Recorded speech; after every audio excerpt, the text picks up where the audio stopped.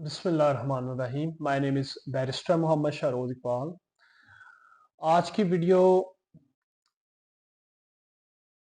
Private limited company के जो owner हैं, आप अगर पाकिस्तान में तो आप विजिटर वीज़ा अप्लाई करने जा रहे हैं यूके, यूएस, ऑस्ट्रेलिया, कनाडा, किसी भी कंट्री का, अगर आप अपने सपोर्टिंग डॉक्यूमेंट्स में ये डॉक्यूमेंट्स अटैच करेंगे तो आपकी जो प्रोफाइल है वो एक स्ट्रॉन्ग प्रोफाइल कंसिडर होगी। ठीक है जी। इसमें 3 हेड्स मैंने बना ली हैं। प्रूफ ऑफ बिज़नेस के डॉक्यूमेंट्स, प्रूफ ऑफ इनकम के डॉक्यूमेंट्स और प्रूफ ऑफ फैमिली टाइज़ के डॉक्यूमेंट्स। ठीक है?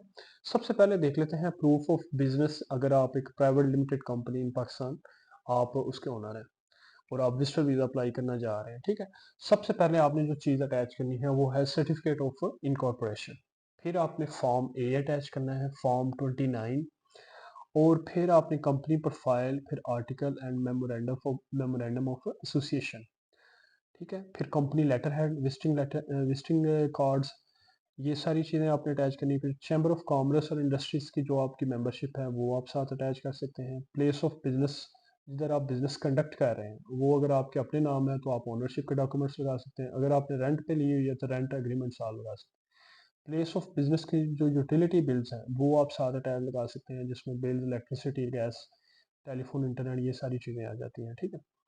प्लेस ऑफ बिजनेस के अगर जो एम्प्लॉइज़ हैं वो आप रिसेंट सैलरी स्लिप साथ अटैच कर सकते हैं। ठीक है?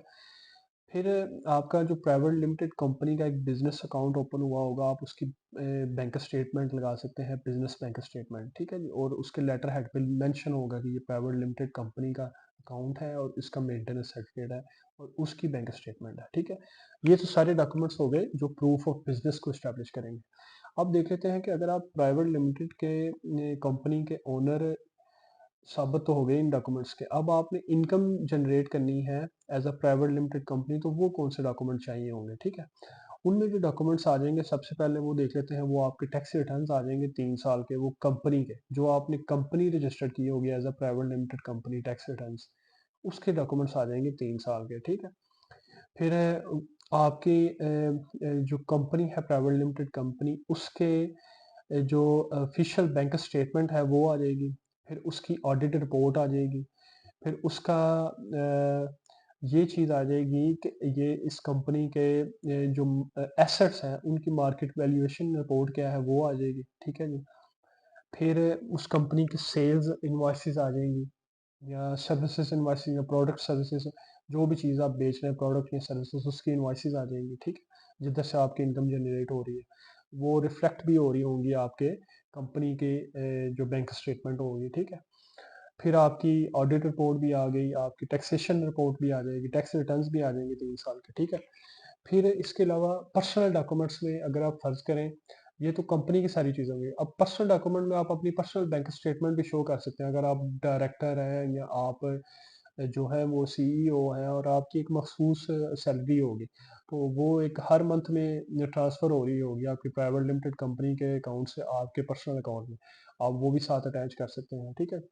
फिर अगर आप फर्ज करें, आप प्राइवेट जो ओनर हैं, एक तो आपने कंपनी के एसेट्स शो किए और कंपनी के एसेट से एक इनकम जनरेट हो रही है, वो आपने अपनी कंपनी के बैंक स्टेटमेंट में शो कर दी। ठीक है? कंपनी के एसेट्स में शेयर्स हो सकते हैं, डिविडेंड्स हो सकते हैं, कंपनी का कोई प्रॉपर्टी हो सकती है, कंपनी किसी भी किस्म की हो सकती है जिधर से इनकम जनरेट हो रही है। ठीक? एक आपकी पर्सनल बैंक स्टेटमेंट में सैलरी के अलावा जो कंपनी से आप रिसीव कर रहे हैं, हो सकता है कि आपके नाम कोई प्रॉपर्टी हो और वो आपने इनहेरिटेड की हो या गिफ्ट मिला हो और वो आपने रेंट आउट की हो, वो आप रेंट एग्रीमेंट बना के वो रेंट इनकम स्ट्रीम भी आप प्रूव कर सकते हैं। ठीक है? तो ये हो गए प्रूफ ऑफ इनकम के डॉक्यूमेंट्स। ठीक है? आगे प्रूफ ऑफ फैमिली टाइज में आ जाता है, जिसमें आपके बीवी बच्चे आ जाते हैं, आपके फादर मदर आ जाते हैं। ठीक है? तो उसमें आप एफआरसी लगा सकते हैं, एमआरसी लगा सकते हैं, मैरिज सर्टिफिकेट लगा सकते हैं, बच्चों के बर्थ सर्टिफिकेट लगा सकते हैं, और आप जो है ये कर सकते हैं, बच्चों के स्कूल सर्टिफिकेट लगा सकते हैं, और बच्चों की जो आपने रिसेंटली स्कूल्स की फ़ी पे की है वो आप ट्रांसफ़र साथ अटैच कर सकते हैं। ठीक है? और अपनी as a family travel history, अगर आप फ़र्ज़ करें आपने प्रीवियसली किसी जगह ट्रैवल किया हुआ है, फ़र्ज़ करें आप उम्रा करने गए हैं, वो ट्रैवल हिस्ट्री आप साथ अटैच कर सकते हैं। ठीक? तो इसके अलावा फ़र्ज़ करें आप जिधर जा रहे हैं, let's take an example for UK, आप यूके जा रहे हैं तो आप अपने स्पॉन्सर की डिटेल्स लगा सकते हैं। अगर आपका कोई स्पॉन्सर है जिसको आपके फैमिली फ्रेंड्स हैं, आप मिलने जा रहे हैं, आप उसके साथ अपना क्या रिलेशनशिप है, उसका आपके भाई है, फादर है, क्या है, मदर है, सिबलिंग है, क्या है, वो आपके रिलेशनशिप प्रूफ लगा सकते हैं। और उस रिलेशनशिप की बेस पे आप उस उनके घर जा रहे हैं, किस इवेंट पे जा रहे हैं, उस इवेंट की आप बुकिंग्स लगा सकते हैं। फ़र्ज़ करें आप शादी में जा रहे हैं, तो वो मैरिज हॉल की सारी जो बुकिंग्स हैं, वो आप साथ उनसे मंगवा के अटैच कर सकते हैं कि ये फ़लाँ डेट को हमारी शादी है, हमारे भाई की या बहन की, उसकी अटेंड करने जा रहे हैं, ठीक है? तो ये वो लिस्ट ऑफ डॉक्यूमेंट्स थे, अगर आप एप्लीकेंट हैं एज़ अ विज़िटर वीज़ा किसी भी कंट्री में as a private limited company owner, ठीक है जी? तो अगर आपको ये वीडियो पसंद आई तो काइंडली लाइक करें, सब्सक्राइब करें और शेयर करें। Thank you so much.